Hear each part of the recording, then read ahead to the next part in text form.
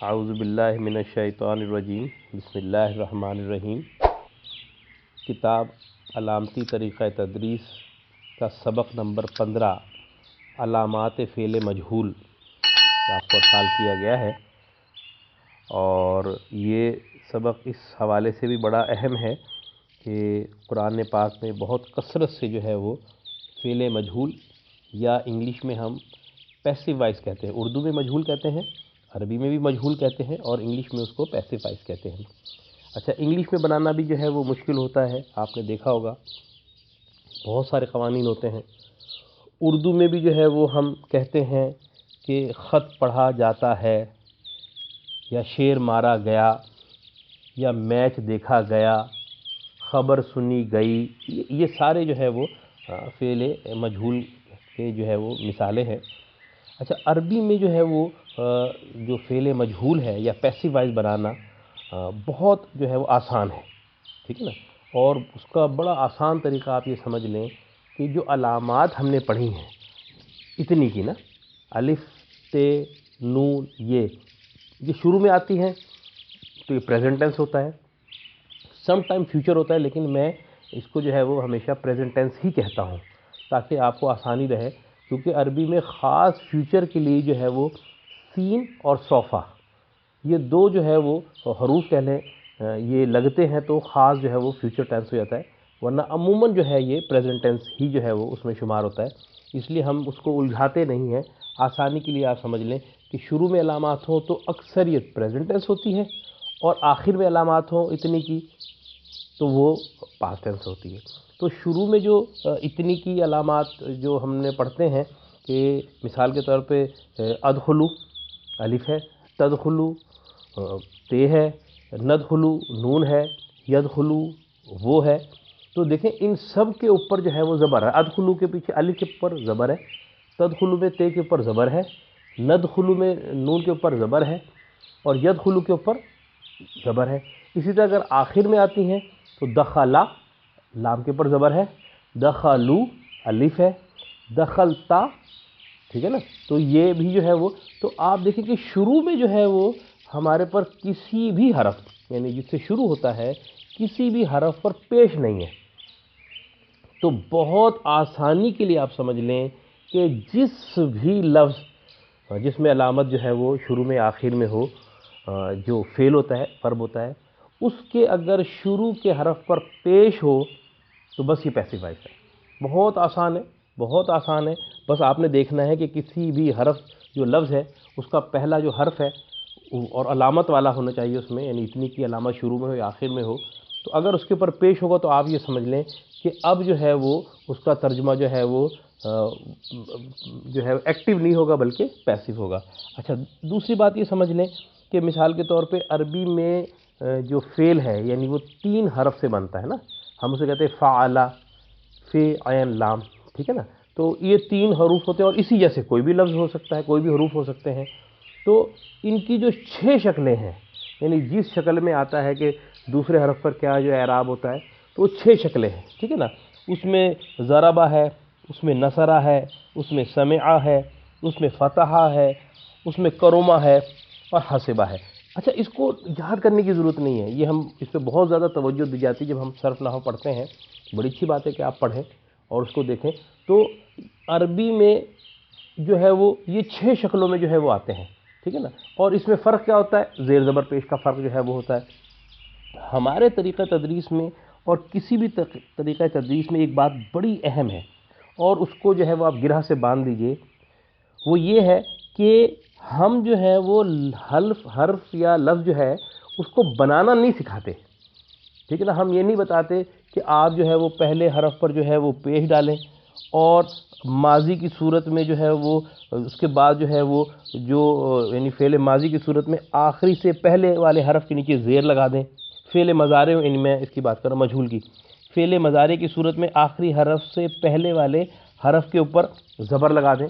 اب یہ لکھا ہے، میں نے یہ سمجھانے کے لیے میں نے لکھا ہے، لیکن میں آپ نے بارہا آپ نے دیکھا ہو کہ میں کہتا ہوں کہ بس کو پڑھ لیں، ایک ذہن میں آپ کا ایک نقشہ آ جائے، لیکن اس کو کیونکہ یہ اس کے لیے ہے جس کو میں بنانے کا ٹارگٹ دوں گا۔ مجھے آپ یہ بتائیں، جب قرآن پڑھتے ہیں تو آپ کو بنانے کی ضرورت تو نہیں پیش آتی لفظ کو، ٹھیک نا، آپ کے سامنے تو وہ لفظ لکھا ہوا ہوتا ہے. اور میں نے بارہا بتایا کہ علامتی طریقہ تدریس کا بنیادی جو ہدف ہے وہ عربی لکھنا سکھانا نہیں ہے. ہمارا ہدف جو ہے وہ اصطلاحات رٹوانا نہیں ہے کہ یہ ماضی ہے، یہ مجہول ہے، یہ اس کی لمبی لمبی جو اصطلاح، وہ ہمارا جو ہے مقصد نہیں ہے. ٹھیک ہے نا. اچھا، ہمارے ہاں جو ہے وہ ہماری ترکیب مختلف جو ہوتی ہے وہ سکھانا ہمارا مقصد نہیں. ہمارا مقصد یہ ہے کہ ایک پڑھا لکھا آدمی قرآن پڑھے اور جب وہ پڑھنا شروع ہو تو سب سے پہلے ان الفاظ و حروف میں سے اردو نکال لے. تو معلوم ہوگا کہ 85% تو بغیر کسی گرامر کے، بغیر کسی علامتی طریقہ تدریس کے بھی اس میں سے جو اس نے اردو نکال لی. مجھے بتائیں کہ ایک عبارت میں آپ کے پاس یا ایک صفحے میں آپ کے پاس اگر 85% الفاظ اردو کے ہیں اور اس میں سے اردو نکال لی تو ویسے ہی ترجمہ آپ کے لیے بہت آسان ہو گیا.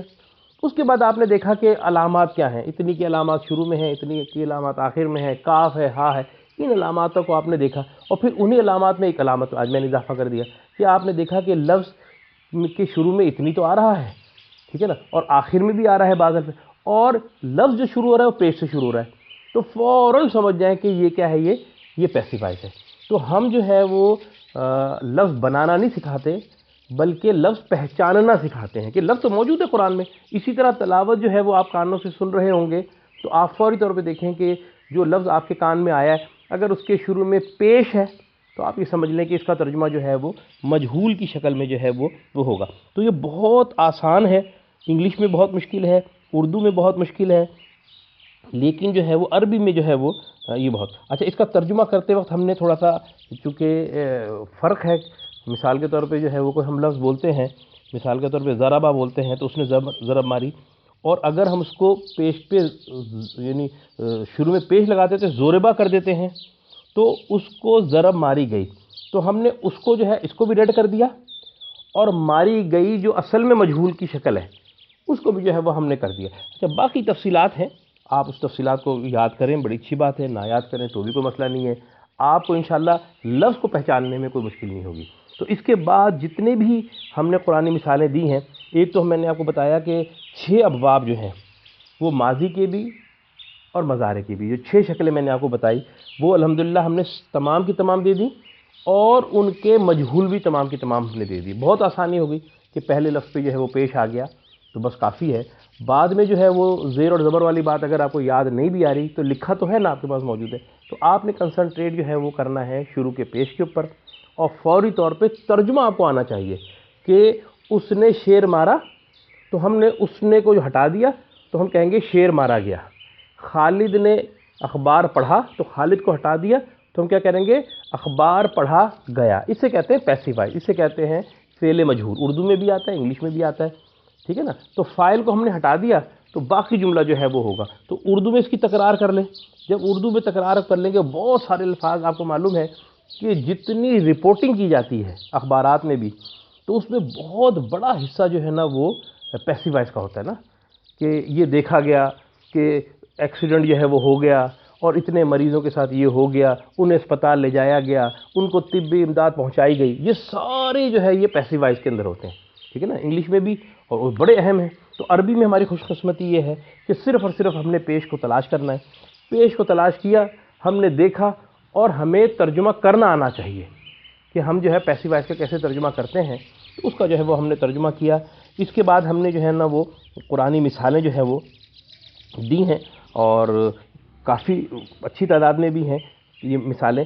تو انشاءاللہ ان مثالوں کی بنیاد پہ ہمیں امید ہے کہ ہم پورے قرآن کو جو ہے ترجمہ کر لیں گے. ایک بات اپنے ذہن میں رکھیں کہ یہ جو ہماری علامتی طریقہ تدریس نامی کتاب ہے، اس میں ہم نے جو ہے وہ جتنی بھی اگزامپلز لی ہیں وہ پہلے پارے سے لی ہیں. اکثریت جو الف لام میم کا پارہ ہے وہ بھی کتابی شکل میں ہمارے پاس موجود ہے.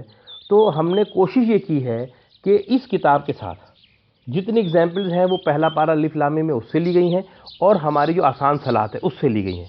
یعنی ان میں جتنا بھی اسباق ہیں اس میں جتنی اگزامپلز ہیں اتنی کی وہ لے لی ہم نے، جتنی مجہول کی اس میں لے لی.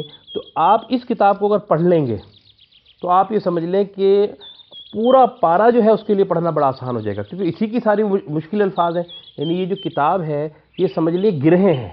یعنی بعض اوقات اس میں مجھے سننے کو ملتا ہے کہ شاید بات چیزیں مشکل ہوتی ہیں، آپ یہ سمجھ لیں کہ یہ صرف مشکل جگہیں ہیں، پورے قرآن میں جتنی مشکل جگہیں ہیں ہم نے کوشش کی ہے کہ ان تمام مشکل جگہوں کو نا اس کتاب میں ایک جگہ رکھ دیا جائے۔ یہ علامات ہیں اصل میں جو ہمیں پریشان کرتی ہیں، باقی تو اردو ہی ہے، ٹھیک ہے نا۔ اب ادخلوا میں داخل ہونا تو اردو ہی ہے، خالی الف کی علامات ہے نا جس نے بتایا کہ میں داخل ہوتا ہوں۔ تو یہ علامات جو ہے یہ گرہیں ہیں، ان سب کو جو ہے وہ ہم نے اس میں حل کر دیا۔